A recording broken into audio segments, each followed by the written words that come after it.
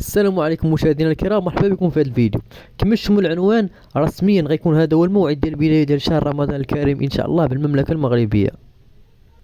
بحركه بسيطه انت ولا اي واحد يقدر يعرف الموعد ديال شهر رمضان. دخلت لجوجل وكتبت تاريخ رمضان بالمغرب 2024، كيطلع لي هنا 10 مارس 2024. ما غيكونش نهار 10 مارس بالضبط، ولكن يا اما 9 10 او 11، يعني تقريبا اقل من 50 يوم من موعد ديال تصوير هذا الفيديو هذا.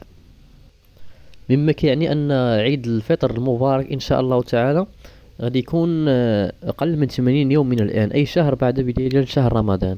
الله يبلغنا واياكم شهر رمضان ان شاء الله تعالى، ونعزموا فيه ونكونوا جادين ونبداو واحد الصفحة جديدة في الحياة ان شاء الله، في العبادة ديال الله سبحانه وتعالى، ونحافظوا على الصلاة ونبقاو نصليو السنة كاملة ماشي غير رمضان ان شاء الله.